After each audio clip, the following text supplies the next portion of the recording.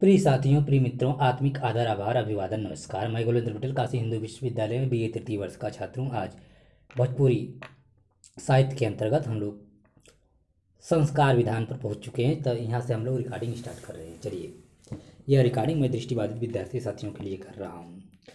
भारतीय संस्कार विधान भारतीय जीवन में धर्म कर्म के प्रमुख स्थान बा। भारतीय जीवन में धर्म कर्म के प्रमुख स्थान बा, बल्कि धर्म सत्कर्म भारतीय संस्कृति के प्राण ह। भारतीय जन के धार्मिक जीवन में अनेक संस्कार के महत्वपूर्ण विधान बा। यह संस्कार शब्द के अर्थ होला सुधार, मनोवृत्ति के शोधन, इंद्रिय पर बाहरी विषय के पड़ल भाव। मूल भारतीय जन में धार्मिक दृष्टि से शुद्ध आ परिमार्जित करे खातिर होखे वाला 16 विशेष कर्म, मन, रुचि, विचार वगैरह के जन्नत करे के कार्य, मृतक अंत्येष्टि क्रिया वगैरह। ऐसे शास्त्र सहित अनेक सूत्र ग्रंथ में बहुत संस्कार विधान के उल्लेख कइल गइल बा। बाकी भोजपुरी जनजीवन में मुख्य रूप से 8 संस्कार के विधान पावल जाला। जन्म उत्सव अथवा जात कर्म, नामकरण, अन्नप्राशन, चूड़ाकरण अथवा मुंडन, कर्णभेद, उपनयन अथवा जनेऊ, यज्ञोपवीत, विवाह, अंत्येष्टि संस्कार। यह संस्कार में कई तरह के विधि विधान प्रचलित बा। भोजपुरी लोक जीवन में सब संस्कारन के बाद सबसे महत्वपूर्ण होला बियाह संस्कार। काहे कि यही संस्कार के बाद लइका आ लइकी वर आ वधू के रूप में गृहस्थ के जीवन यात्रा में श्री गणेश करेलन। विवाह के एगो धार्मिक, सामाजिक, सांस्कृतिक आ दैविक संस्कार मानल जाला। भोजपुरी समाज में मान्यता बा कि बिना कन्यादान कइले केहू पुरुष अथवा नारी पाप अथवा दोष मुक्त ना हो सके। भोजपुरी क्षेत्र में यह विवाह संस्कार से जुड़ल वर आ बहु पक्ष से संबंधित अनेक विधि विधान आ बहुते पारिवारिक, सामाजिक, सांस्कृतिक आ जातीय मत मान्यता प्रचलित बाणे स। यह संस्कार में शगुन, फलदान, छेका, तिलक आ बारात, विवाह से लेकर लड़की के विदाई तक के अनेक विधि विधान आ ओकरा से जुड़ल संस्कार गीत गावे के प्रचलन बा। यह विधि विधानन आ ओकरा से जुड़ल गीतन में प्रमुख बा शगुन, फलदान के गीत, मैया गीत, तिलक, चौका, चुमावन, झंझा, पराती, पीतर, नेतल, देवता के गीत, माड़ो छवाई, मटकोर, बसरोप, मानर पुजाई, हरदी चढ़ाई, इमली घोटाई, आम महुआ, बियाह के विधि, शिव बियाह, राम बियाह के गीत, बन्ना गीत, टोना, सहाना, नहछु, सेहरा, बेटी बियाह जोग, दुआर, पूजा, परिछावन, कन्या निरीक्षण, लावा मेहराई, कन्यादान, सोहाग, कोहबर, उबटन, जेबनार, झूमर, मत झक्का, विदाई, समदावन, समुझवनी, पतोह, परिछन, चौठारी, गौना वगैरह के विधि आ ओकरा से जुड़ल गीत। ठीक, भोजपुरी संस्कृति में व्यक्ति के मरला के बाद अंत्येष्टि संस्कार के भी महत्वपूर्ण विधा बा, जवना के विधि विधान पूरा करल के बाद वो परिवार के व्यक्ति गांव के समाज शुद्ध मान के ओकरा साथ पात में बैठ भात खाला। पात में बैठ भात खाला। एकरा में पूरा समाज मरे वाला मृतक के कांच बांस के पचाठी पर चढ़ा के घड़ी घंट बजावत गंगा महारानी के जयकारा लगावत राम नाम सत्य है एक तथ्य के घोषणा करत शमशान घाट ले जाके आग के हवाले करेलन। एकरा से के मृतक के जेठ बेटा चाहे दामाद चाहे जेठ भाई वगैरह मुखाग्नि देलन। तेकरा बाद कई दिन का षष्ठकर्म के बाद अंत में श्रद्धा संस्कार करे भाई के भात देवे के विधान बा। व्रत त्योहार आ उत्सव भोजपुरी संस्कृति के मुख्य रूप से 6 गो अंग मानल जाला। प्रकृति जीवन, सामाजिक जीवन, धार्मिक, राजनीतिक, धार्मिक आ सौंदर्य अनुभूति। ई 6 अंग आपन में जुड़ल आ एक दूसरा के सहायक बाड़े स। यह संस्कृति में परंपरा से चलल आवत व्रत त्योहार आ उत्सव भोजपुरी परिवार समाज सहित देश दुनिया के मंगल कामना खातिर कईल जाला। व्रत त्योहार के संबंध ये क्षेत्र के जनता के प्रकृति पारिवारिक सामाजिक आर्थिक सांस्कृतिक आ विशेषकर धार्मिक जीवन से होला। धर्म तो भोजपुरी लोक मानस से में ऐसे समाइल बाकी ओकर हर सत्कर्म के उत्प्रेरक धार्मिक आस्था मान्यता आ विश्वास बाड़ा स। ऐसे तो भारतवर्ष के व्रत त्योहारन के देश कहल जाला बाकी भोजपुरी जनजीवन ए देश में अलग से चर्चित रहल बा। धर्म आ व्रत त्योहार के बहुत गंभीर संबंध बा। व्रत के सामान्य अर्थ कर्म होला जवना के फल कर्ता के प्राप्त होला। कुछ विद्वान व्रत के दोसर अर्थ उपवास आदि नियमन विशेष बतावेलन। व्रत में मुख्य उद्देश्य होला आत्मशुद्धि आ परमात्मा चिंतन, जवना में शारीरिक मानसिक आ आत्मिक शुद्धता के संगे संगे उपवास सहित कुछ पूजा पद्धति के विधान होला। यह व्रत के संबंध ऋतु से भी विशेष रूप से जुड़ल होला।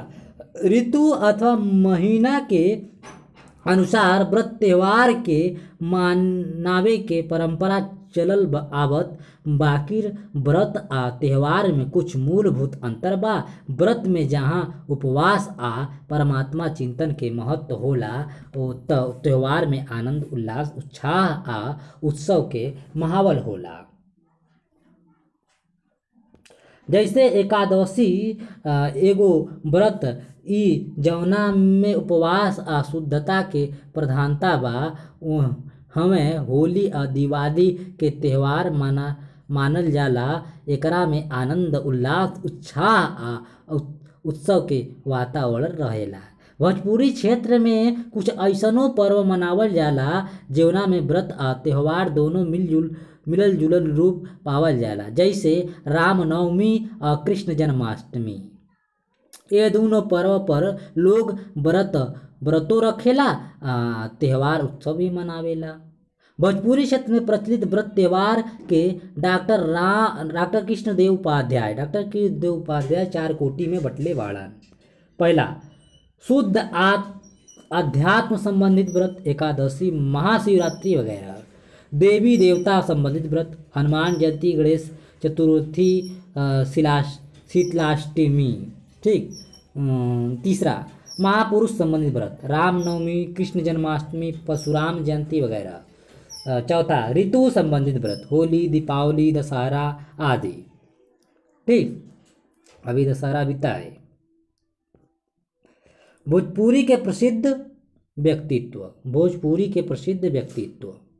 भोजपुरी धरती के रत्न गर्भा और वीर प्रसूता कहल जा गईल बा। एकरा गरम से एक बढ़ के एक रत्न पैदा भइल बाड़े, जिनका कृतित्व आ व्यक्तित्व के पाके भोजपुरिया क्षेत्र ना बल्कि सौसे भारतवर्ष दुनिया का मंच पर गौरवान्वित भइल बा।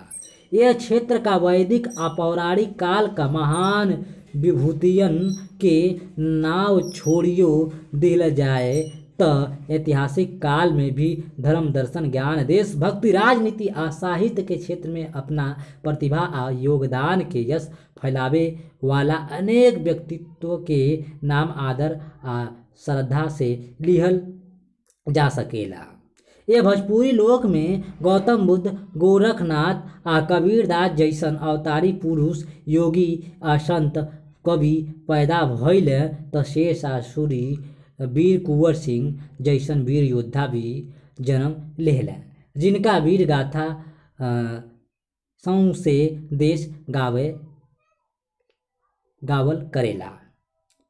जहाँ डॉक्टर राजेंद्र प्रसाद, बाबू जगजीवन राम, जयप्रकाश नारायण जैसन स्वच्छ छवि वाला क्रांतिकारी, देश सेवक, राजनेता पैदा भइलन त राहु संस्कृत्यायन, रघुवीर नारायण, हीराडोम धरिछड़ी मिश्र, मोती बीएन भिखारी ठाकुर, हरेंद्र देव नारायण, विद्या निवास मिश्र, डॉक्टर विवेक राय, नामवर सिंह जैसन सफल, समर्थ आ स्थापित साहित्यकार विधान जन्मे लेहलन, जेकरा कृतित्व आ व्यक्तित्व के बिना जनले पढ़ले भारतीय समाज आ संस्कृति के अधूरा रही।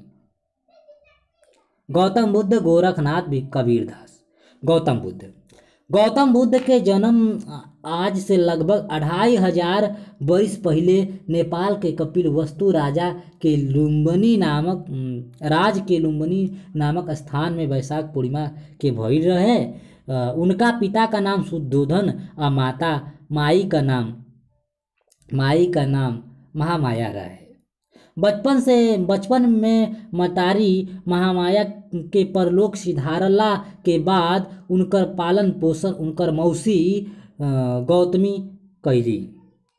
गौतम बुद्ध का अंदर बचपन से दया, करुणा, उदारता आ सन्यासी प्रवृत्ति झलके लागल रहे। उनका नामकरण संस्कार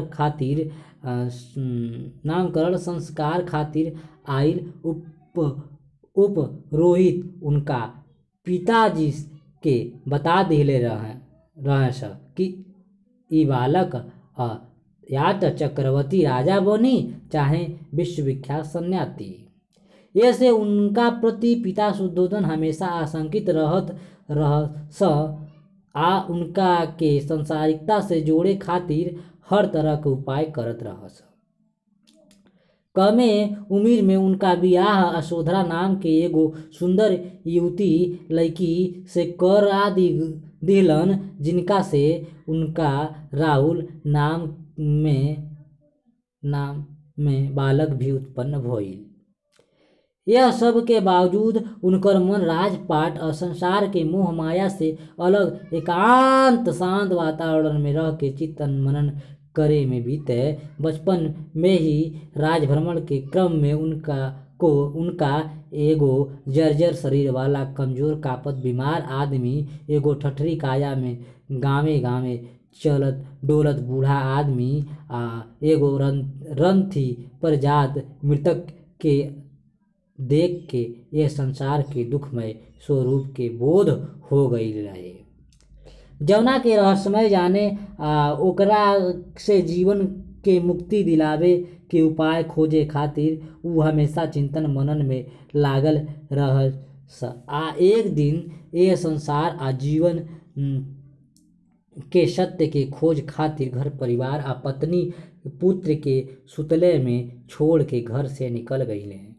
उ जीवन के सत्य ढूंढत फिरते बाकिर उनकर कहीं सत्य आ शांति के प्राप्ति ना भइल।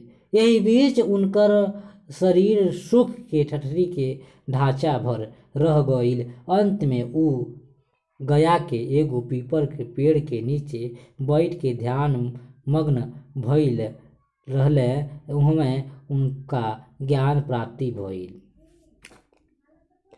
ऊ सारनाथ में आपन पहिलका उपदेश 5 भिक्षु के दिहले, जेवना के धर्म चक्र परिवर्तन कहल जाला। धीरे धीरे उनका ज्ञान उपदेश के प्रचार देश विदेश का कोना कोना में फैल गईल। सत्य, अहिंसा, जीवन पर दया, प्रेम, करुणा करे के उपदेश देत जीवन के सत्य से आम जनता के परिचित करावे खातिर ऊ उपनाम मातृभाषा में उपदेश देहल शुरू कइलन, जवना का वजह से उनका ज्ञानोपदेश राजा रजवाड़ा से लेकर आम जनता तक पहुँच गईल। उनकर दीक्षित भिक्षुक शिष्य लोग उनका उपदेश के जन जन तक पहुँचावल। गोरखनाथ भोजपुरी क्षेत्र ऋषि मुनि, संत महात्मा आ साधक लोग खातिर विश्व प्रसिद्ध रहल बा। यह महान योग साधक तपस्वी योग दर्शन से सौसे दुनिया लाभान्वित होत रहल बा। गोरखनाथ ओइसने महान योग साधक रहन। आचार्य हजारी प्रसाद द्विवेदी जी बतौले बाण कि शंकराचार्य के बाद इतना महान प्रभावशाली महिमान्वित महापुरुष भारतवर्ष में दूसरे केहू ना भइल। योगी गोरखनाथ के जन्म स्थान आ जन्म काल के विषय में विद्वान लोग एक मत नइखे। विद्वान लोग गोरखनाथ के गिनती बौद्ध पंथ का ब्रजयानी शाखा का 84 सिद्धन में भी गोछप्पा के रूप में कइले बा। बाकी गोरखनाथ एक शाखा के वाम मार्गी साधक सिद्ध के साधना में आइल मांस, मत्स्य, मुद्रा और मैथुन रूपी मकारी विकारन का विभत्सना आ बाह्य आडंबरा से आम जनता के मुक्ति दिलावे खातिर नाथ संप्रदाय के स्थापना कइले। नाथ संप्रदाय के परंपरा में 9 नाथ लोग के उल्लेख मिलेला, जवना में आदित्यनाथ, मच्छंद्रनाथ, गोरखनाथ, जालंधरनाथ, चौरंगीनाथ, भर्तहरिनाथ भरथरी, गोपीचंद, कानिफनाथ के नाम प्रमुख बा। गोरखनाथ गुरु मच्छेंद्रनाथ के शिष्य रहले। बाकी अपना योग साधना आ ज्ञान दर्शन के बदौलत ऊ अपना गुरु से भी बहुत आगे निकल के प्रसिद्धि पौले। योगी गुरु गोरखनाथ के लिखल संस्कृत के अनेक ग्रंथ बाणे से जवन उनका संप्रदाय के दर्शन आ साधना पद्धति के बोध करावेले बा। बाकी आम जनता के बीच उनका प्रसिद्धि भोजपुरी भाषा के मलिका अथवा मेधेसी रूप में धर्म, योग आ दर्शन से जुड़ल संस्कृत के शब्दावलियन के मिला के दिहल उपदेश से भइल, जवना के डॉक्टर पीताम्बर दत्त बत्रवाल जी गोरखबानी के नाम से संकलित आ संपादित कइले। गोरखनाथ जी का नाव से जुड़ल गोरख रक्ष सिद्धांत संग्रह होखे चाहे गोरखबानी, यह ग्रंथ के अध्ययन से ई साबित होत ताकि उनका संप्रदाय के ज्ञान, योग दर्शन आ शैव, शाक्त, बौद्ध, जैन, वैष्णव दर्शन आ आगम सब के सार तत्व हुए स। गोरखनाथ का गोरखबानी का भाषा के लेके विद्वान लोग एक मत नइखे। हिंदी के विद्वान लोग गोरखबानी भाषा के विषय में कौनो स्पष्ट राय नइखे देले। बाकी आचार्य हजारी प्रसाद द्विवेदी अपना ग्रंथ नाथ संप्रदाय में ई बात जरूर लिखले बाणे कि गोरखनाथ लोक भाषा के ही अपना उपदेश के माध्यम बनौले। आचार्य रामचंद्र शुक्ल उनका भाषा के सुधक्कुड़ी भाषा कहले बाण, उहमें भोजपुरी के कवि और काव्य में दुर्गा शंकर प्रसाद सिंह गोरखनाथ आ गोरखबानी के भाषा भोजपुरी मनले बाण है। ऐसे ही गोरखबानी के भाषा वैज्ञानिक अध्ययन से ये तथ्य जरूर उभर के सामने आवत था कि गोरखबानी में भोजपुरी के मलिका अथवा मेधसी रूप के अलावा संस्कृत, ब्रज, खड़ी बोली, गुजरात राजपुताना का भाषिक शब्दन के प्रयोग मिलता। गोरखबानी के एगो वानगी बा, देखिए, हसीबा बोलीबा धरीबा ध्यान, ऐसनी करी कथिब ब्राह्मणी ज्ञान, हंसे खेले ना करे मन भंग, ते निश्चल सदा नाथ के संग। ठीक, कबीरदास संत कवि कबीरदास निर्गुण भक्ति धारा के ज्ञानश्रयी शाखा के उत्तर भारत के पहला कवि रहले। उनका भोजपुरी के पहला मौलिक आदि कवि कहाए के गौरव प्राप्त बा काहे कि उनका पहले से भी सिद्धाचार्य आ गोरखनाथ आदि कवि लोग भोजपुरी में काव्य रचना कइले बा। ओकरे में कबीर के अपेक्षा और भाषा बोलियन के मिलावट अधिक बा। कबीरदास तक आवत आवत भोजपुरी अपना ओह रूप में ढल गई रहे जवना के वर्तमान भोजपुरी समाज अपना जीवन व्यवहार खातिर बोलेला। जवना के काशी आकर ओकरा आसपास के जनता आजुओ बोले ले। कबीर अपना समय में कहले, कवन ठगवा नगरिया लूटल हो, मन ना रंगवले जोगी कपड़ा, तोहर हीरा हेराई बा कचड़े में, दुलहीन गाँव हूँ मंगलाचार, मोरे घर अइले राजा राम भतार, दुल्हिन अगिया काहे न धोइला अपने पिया के होइबो सुहागिन, अहे सजनी सूतल रहलू नींद में, भरी हो गुरु दिन दिहले जगाई, जोहला बिनु हो हरि नाम वगैरह। ई भोजपुरी भाषा रूप से उस भोजपुरी क्षेत्र में बोलल लिखल आ पढ़ल जाला। शेरशाह सूरी वीर कुंवर सिंह अपना जीवट अदम्य साहस, बहादुरी बा महत्वाकांक्षी स्वभाव के बदौलत चौसा के लड़ाई में भारत के तत्कालीन मुगल बादशाह हुमायूं के हरा के दिल्ली के राजगद्दी पर अपन शासन कायम करके भोजपुरिया वीरता के प्रतीक पुरुष बन गईले। शेरशाह सूरी के जन्म सन 1472 में एगो मामूली जागीरदार हसन खां के घर में भइल रहे। हसन खां सासाराम, खवासपुर आ टांडा के जागीरदार रहले। शेरशाह का बचपन के नामे फरीद खां रहे। ऊ हसन खां के पहिलकी बेगम के सबसे बड़ा संतान रहले। हसन खां के 4 गो पत्नी रहे। हसन खां सबसे अधिक अपना छोटी पत्नी के मान दिन पर दिन पारिवारिक कहल बढ़त गई। सौतेला मतारी आ भाई लोग से तंग आके फरीद खां सन 1494 में जौनपुर चली गईले। वही में उनका अरबी, फारसी, इतिहास वगैरह की शिक्षा मिलल। बचपन से ही योग्य, बहादुर, कर्मठ आ साहसी फरीद खां पर जमाल खां के नज़र पड़ आ ऊ हसन खां के कहे के उनका सासाराम आ ख्वासपुर के जागीर दिलौले।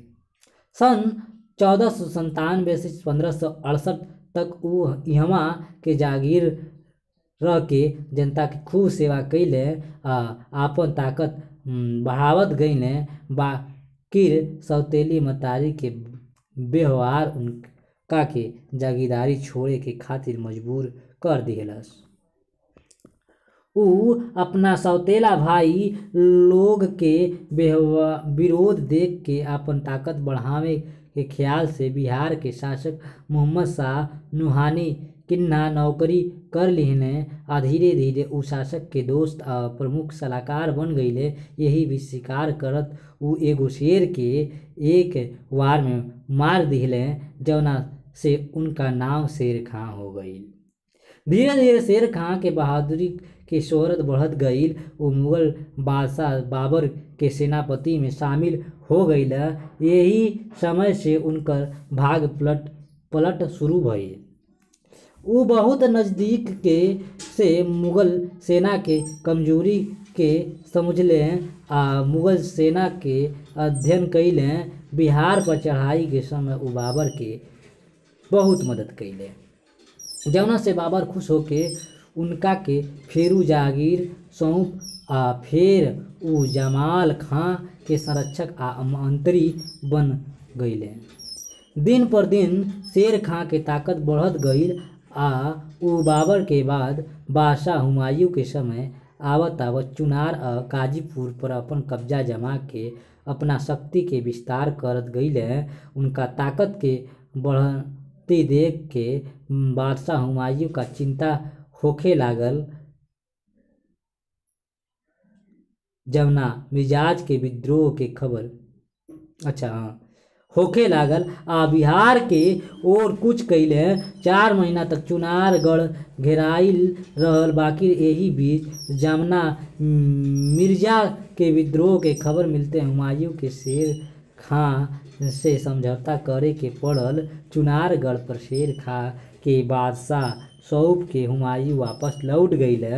इहवा उनका से लमहर चूक हो गई। एने शेर खां बंगाल आ बिहार के शासक के हरा के दोनों प्रांत के शासक बन गईले। एकरा बाद उत्तर प्रदेश के जौनपुर जौनपुर बनारस कन्नौज संबलपुर तक अपन क्षेत्र विस्तार कर लिहले। एह अभियान में भोजपुरी क्षेत्र के जवना लोग उनकर खूब साथ देले। शेर खां का विजय अभियान से घबरा के मुगल बादशाह फिर बिहार के ओर बढ़े। 25 जून 1539 के दोनों सेना के चौसा युद्ध के बाद चौसा में आके जबरदस्त भिड़ंत भइल, जवना में हुमायूं का सेना के हार मान के भागे के पड़ल।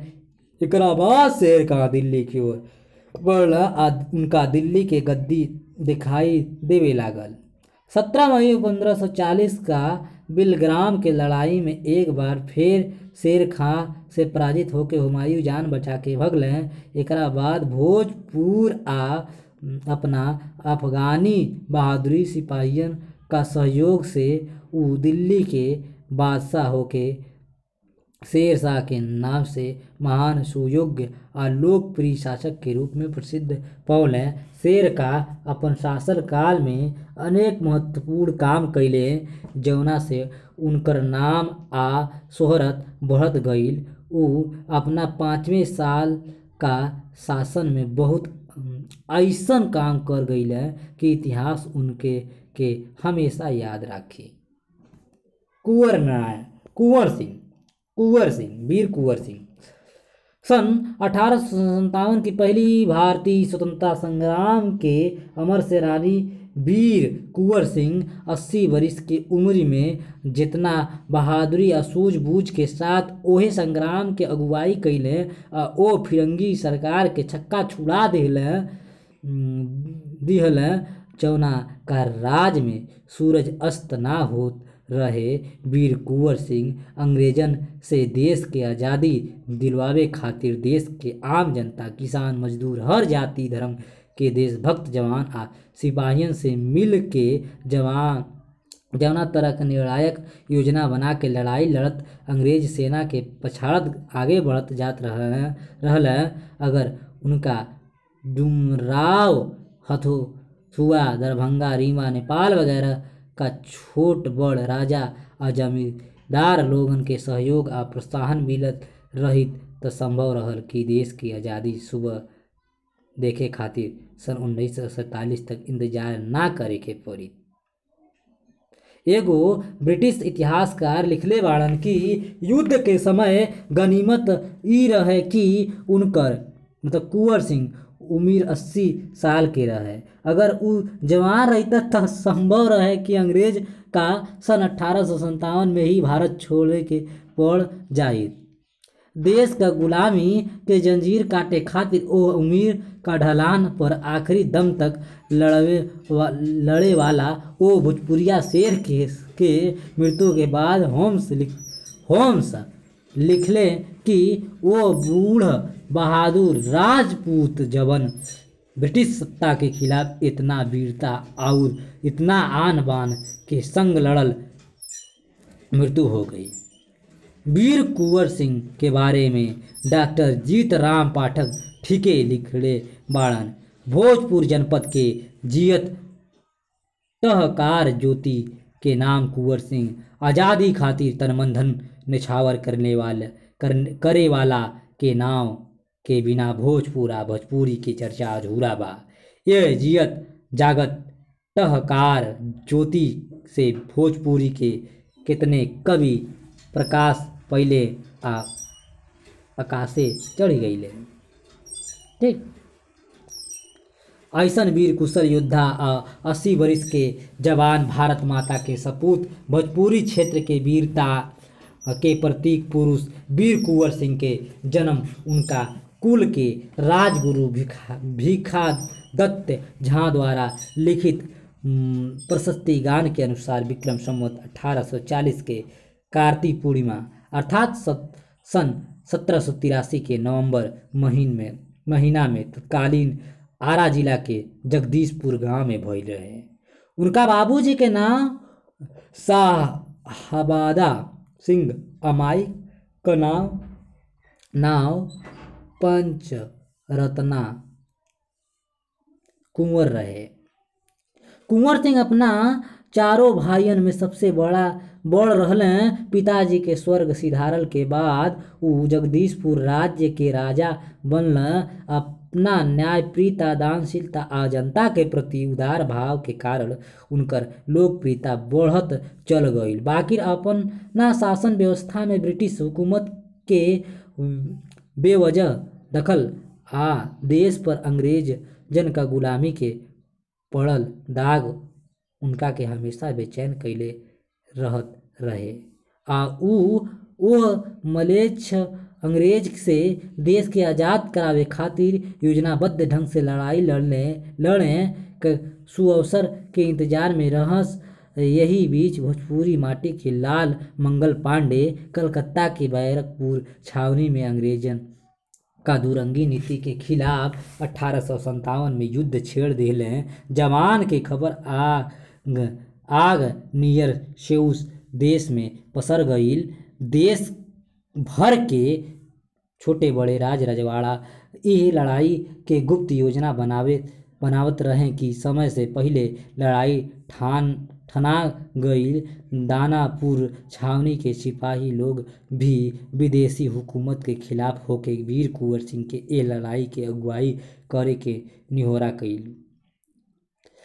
एने कुंवर सिंह का ऐसन अवसर के इंतजार रहे। उ अपना छोट भाई वीर अमर सिंह और गुरु देशभक्त संत बंसूरिया बाबा के आशीर्वाद और प्रेरणा पाके अपने आप के यह ऐतिहासिक लड़ाई में झोंक दिले। भोजपुरी भाषी क्षेत्र के हर जाति धर्म आम जनता उनका के यह लड़ाई में भरपूर सहयोग कैले। 80 वर्ष के उ बूढ़ा शेर अंग्रेज का शासक सत्ता के नींव हिला के रख दिले। 29 जुलाई 1857 के कुल हरियाबाग आरा के कप्तान डरबन 2 अगस्त 1857 के बीबीगंज आरा में मेजर डायर का नेतृत्व में आई अंग्रेजी सेना से लड़ के ओकरी छक्का छोड़ा दिलन। 14 अगस्त 1857 के मेजर डायर के संगे भइल भयानक लड़ाई में उ एगो योजना के तहत जगदीशपुर से बाहर हो गईल। उ अंग्रेजन के खिलाफ एह लड़ाई में साथ देवे खातिर कई छोट बड़ देसी रजवाड़े से संपर्क कैले। बाकी हर ओर से निराशा ही हाथ लगल। उ जगदीशपुर छोड़ के अपना सेना के साथ गढ़नोवा बराव होत सासाराम पहुँचले। वहाँ से रामगढ़ फौजी छावनी से सेना के कुछ टुकड़ी उनका साथे हो गईल और 26 अगस्त के 1857 मिर्जापुर के राबर्ट्सगंज, रीवा, बांदा होत लखनऊ, अयोध्या, फैजाबाद, आजमगढ़, बनिया पहुँचे। यही बीच यात्रा में उनकर हर जगह सफलता साथ लागल। उ हर जगह अंग्रेजी फौज के परास्त करत गईलन। बाकी बिहार लौटे का क्रम में शिवपुर में गंगा पार करत समय डगलस का नेतृत्व में अंग्रेजी सेना के हमला हो गई और नाव से गंगा नदी पार करत समय बेली नाव का सिपाही के गोली उनका बायां बाह में लाग गईल। जहर के असर सौदेह में ना फैले, एकरा खातिर उ बूढ़ा शेर अपने तलवार से अपने जख्मी बाह के काट के गंगा माई के भेंट चढ़ा देले। 22 अप्रैल के वीर कुंवर सिंह मात्र 2000 सैनिक के साथ जगदीशपुर पहुँचले। चारों ओर खुशी के लहर दौड़ गईल। बाकी यही बीच लिग्राड के सेना जगदीशपुर पर धावा बोल दिले। अवसर घायल शेर एक बार फिर लड़ाई में कूद पड़ल आ अंग्रेजी सेना का परास्त होके मैदान छोड़ के भागे के पड़ल। जगदीशपुर आज़ाद हो गईल। वो दिन 23 अप्रैल वीर कुंवर सिंह का जिंदगी के अंतिम लड़ाई के दिन रहे, जौना के उ जीत लेहलन। सऊ से भोजपुर क्षेत्र में ये बात के लेके विजय उत्सव मनावल गईल। बाकी सही इलाज का अभाव में उ वीर बांकुरा भोजपुरी धरती के भारतीय सपूत 3 दिन बाद 26 अप्रैल 1858 के अपना जनता के आ देशभक्तन के अनाज छोड़ के स्वर्ग सिधार गईल। आइए भारतीय स्वतंत्रता संग्राम का इतिहास में वीर कुंवर सिंह का व्यक्तित्व आ कृतित्व के अनेक चमत्कारी घटना आ प्रसंग दर्ज बा। बाकी ओहे से ज़्यादा उनका प्रसिद्धि लोक साहित्य आ लोक कंठ में सुरक्षित बा। 80 बरिस का ढालान पर जौना दमखम के साथ उ देश के आज़ादी दिलावे खातिर लड़लन, ओकर मिसाल दुनिया का इतिहास में दोसर नइखे मिल सकत। एकरा बावजूद उनका मन में ये बात के मलाल बनल रहल कि काश ई लड़ाई जवानी में छिड़ल रहित। जौना के सर्वदेव तिवारी राकेश अपना कालजयी कुंवर सिंह महाकाव्य में शब्द देले। जो गदर आवे के ओइले बाकिर भेटई निचाटे बूढ़ारी। ठीक।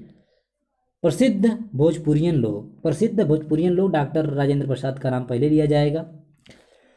डॉक्टर राजेंद्र प्रसाद भोजपुरी क्षेत्र के गौरव पुरुष देश रत्न डॉक्टर राजेंद्र प्रसाद के जन्म 3 दिसंबर 1884 के बिहार तत्कालीन सारण जिला आ वर्तमान सिवान जिला के जीरादेही गांव में भइल रहे। उनकर शिक्षा दीक्षा गाँवे का स्कूल से शुरू भइल। बचपन के से सादगी आ पारदर्शी जीवन जिए वाला डॉक्टर राजेंद्र प्रसाद आखिरी छात्र जीवन हमेशा परीक्षा में औलन आवत रहलन। जौना घड़ी बिहार, बंगला आ उड़ीसा तीनों एक संगे रहे, ओ समय के प्रवेश परीक्षा में उ कलकत्ता विश्वविद्यालय में प्रथम स्थान पावे वाला पहला विद्यार्थी रहले।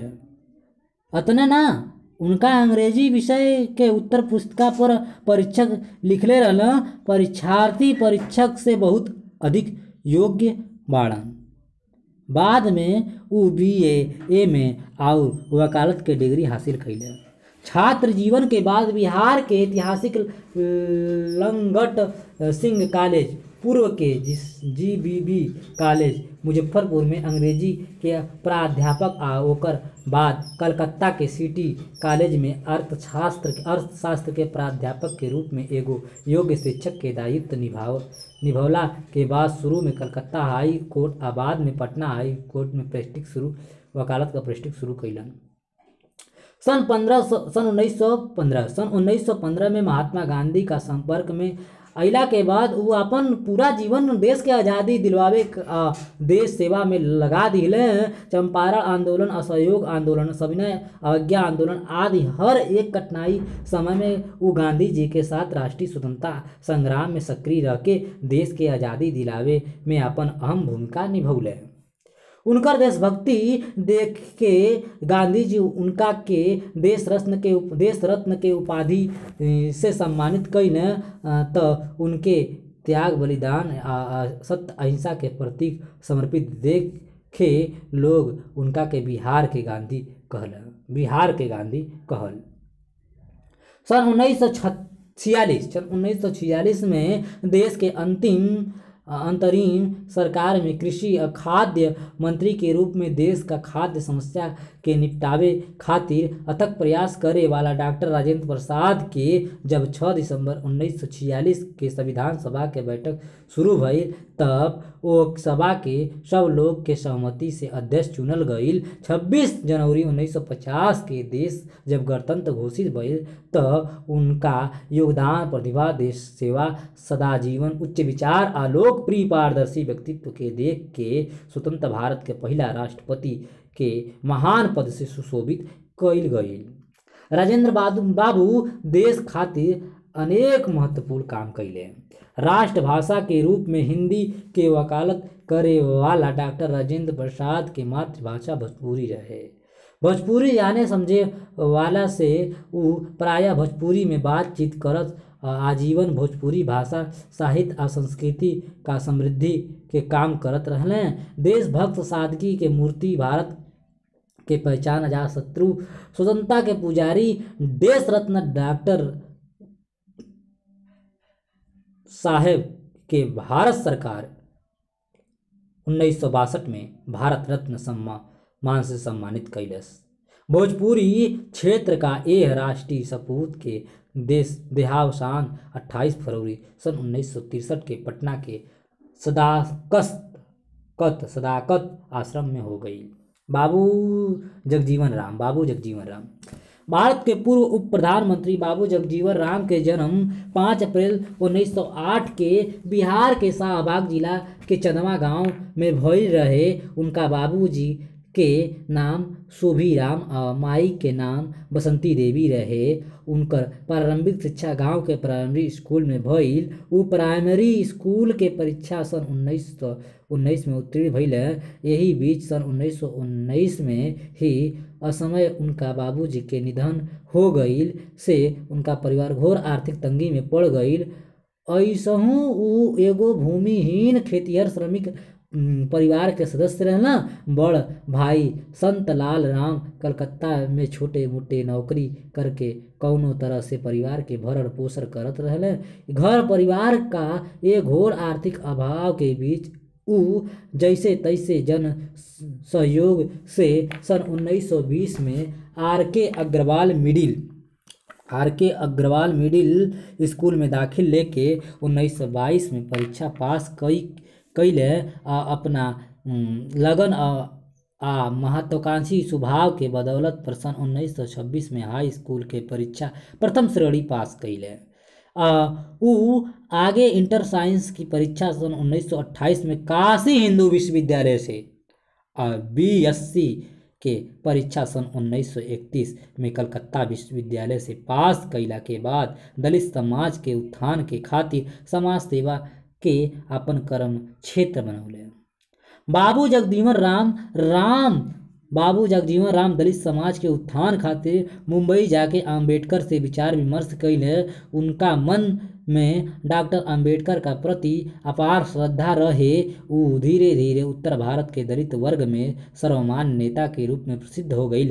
उनका स्पष्ट सोच रहे कि सत्ता पक्ष के साथ रह के ही अपना समाज का उत्थान, सही सामाजिक विषमता के दूर कैल जा सकत बा।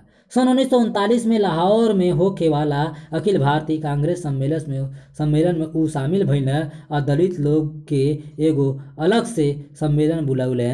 भारतीय अधिनियम 1935 के लागू भइला के बाद उ चुनावी राजनीति में सक्रिय भइल। सन 1936 में उनका के बिहार विधानसभा परिषद के सदस्य मनोनीत कइल गईल। सन 1940 में ही अखिल भारतीय कांग्रेस कमेटी के सदस्य चुनल गईल। देश के आज़ादी खातिर भारत छोड़ो आंदोलन के समय 1942 में गिरफ्तार होके 14 महीना जेल से सजा काट के रिहा भइल। अगस्त 1946 के आंतरिक सरकार में उनका के श्रम मंत्री बनावल गई। देश आजाद भइला के बाद बाबू जगजीवन राम के देश सेवा आ समाज का उत्थान के प्रति समर्पण भाव भरल रहे। मई 1952 से 1963 अगस्त 1963 तक श्रम, संचार, रेल आदि विभाग के मंत्री पद प्रदान कइल गई। जनवरी 1966 से फरवरी 1974 तक देश के केंद्रीय मंत्रिमंडल में श्रम, रोजगार, पूर्वावास, खाद्य, कृषि, सामुदायिक विकास, सहकारिता आ रक्षा मंत्रालय जैसन विभाग के सुयोग्य मंत्री के रूप में देश के सेवा दिले।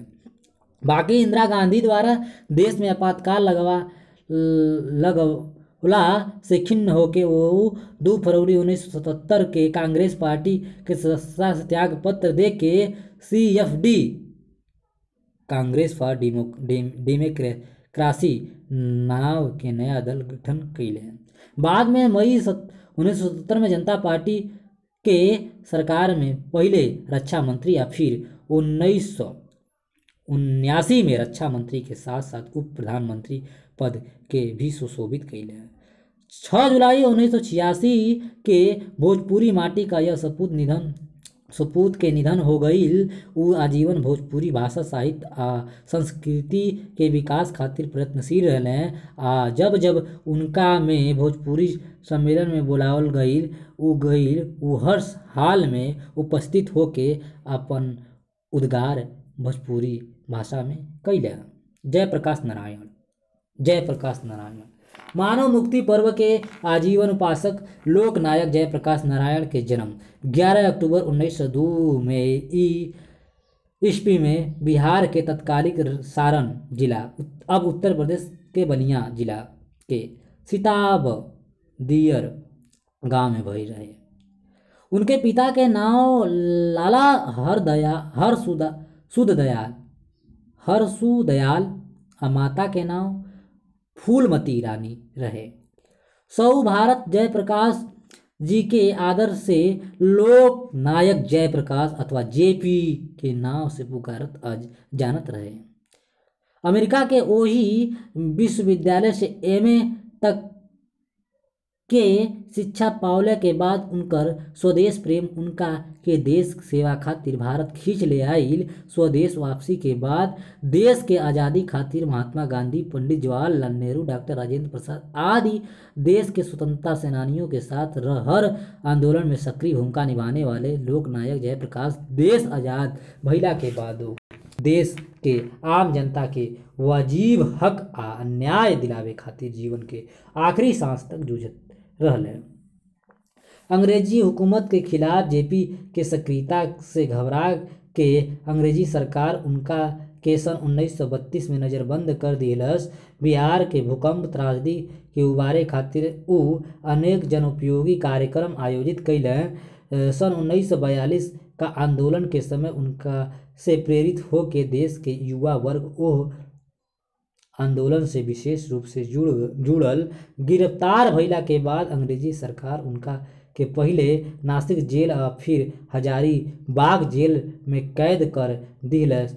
बाकी देश के क्रांतिकारी आजाद दस्ता के सहयोग से उ हजारीबाग जेल से आज़ाद भइल। एकरा बाद भूमिगत रह के उ फिरंगी सरकार के नकोदम कर दिले। तब तत्कालीन सरकार उनकर शीर्ष ले आवे तक के घोषणा करले रह। देश आज़ाद भइला के बाद हो जयप्रकाश आम जनता का हक हित खातिर देशी सरकार आ शासन से भी आजीवन संघर्ष करत रहलन। आम जनता के वास्तविक आज़ादी खातिर उ कबो साम्यवादी तो कबो समाजवादी, कबो सर्वोदय तो कबो संपूर्ण क्रांति के नारा देत अनेक लोक उपयोगी आंदोलन के बढ़ चढ़ के हिस्सा ना लिहले बल्कि ओकर अगुवाई कैले। सन 1974 में देश और राज्य के तत्कालीन सरकार जब सत्ता के मदद में आके जनता के विमुख होके मनमाना ढंग से हुकूमत करे लागल, तब बिहार में छात्र आंदोलन शुरू हो गई और वो आंदोलन जयप्रकाश नारायण जैसन लोकप्रिय नेता के नेतृत्व पाके स्वदेश में फैल गई, जमुना के दबावे खातिर तत्कालीन सरकार आपातकाल के घोषणा कर दिले। जन आंदोलनरत अनेक राष्ट्रीय स्तर के नेता के कार्यकर्ता सहित गिरफ्तार करके जेल में ठूस दियल गईल आ यही बीच चुनाव के घोषणा हो गई। देश के जनता सत्ता के मद में चूर तत्कालीन सरकार के हटा के केंद्र में जनता पार्टी की सरकार ले आईल। एकरा बाद जेल में कैद नेता लोग के साथ साथ जयप्रकाश नारायण भी जेल से बाहर अइले, बाकी तब तक उनकर शरीर जर्जर आ रोगग्रस्त हो गई रहे। ओहू सरकार के आपसी खींचातानी आ जनता के अपेक्षा के अनुरूप ना पाके जयप्रकाश जी अंदर से टूट गई न। 8 अक्टूबर 1979 के उनका देहावसान हो गई। भोजपुरी माटी के लाल लोकनायक जयप्रकाश नारायण ही ऐसन व्यक्ति रहलन जेकरा खातिर सत्ता में नहियो रहला के बावजूद संयुक्त राष्ट्र संघ आ देश के उच्चतम न्यायालय में शोक मनावल गई। संयुक्त राष्ट्र संघ और देश के न्यायालय में शोक मनावल गई। जयप्रकाश नारायण जी के मातृभाषा भोजपुरी प्रेम जग जाहिर रहे। वो भोजपुरी समाज में अपन मातृभाषा में बात करस। उनका देहावसान के बाद भोजपुरी अकादमिक पत्रिका बरिस 1 अगस्त 1979 अंक 5 के संपादकी में उनका खातिर जवन श्रद्धांजलि के शब्द रहे ओकर कुछ अंश निम्नलिखित बा।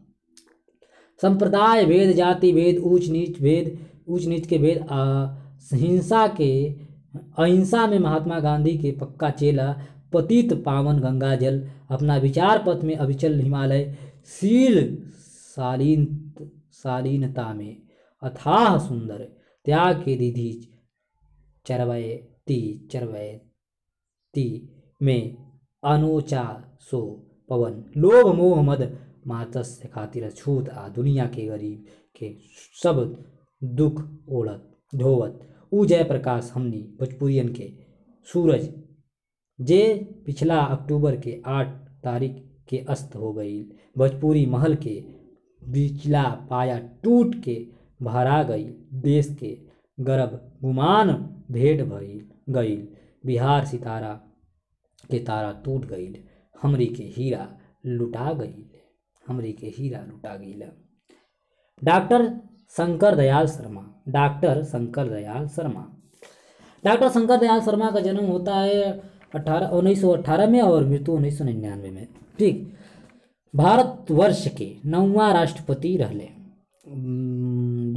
25 जुलाई 1952 से 25 जुलाई 1957 तक देश के राष्ट्रपति पद के प्रतिष्ठित करे वाला एक महान विभूति के राजनीति आ शैक्षणिक जीवन बहुत उज्जवल रहल। वहाँ के राष्ट्रपति होवे का पहले ये महान देश के उपराष्ट्रपति भी रहियन।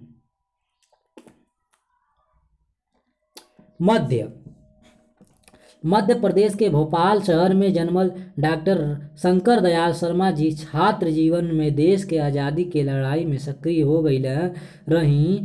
भारत छोड़ो आंदोलन में सक्रिय रहला के कारण उनका जेलों के सजा भोगे के पड़ल रहे।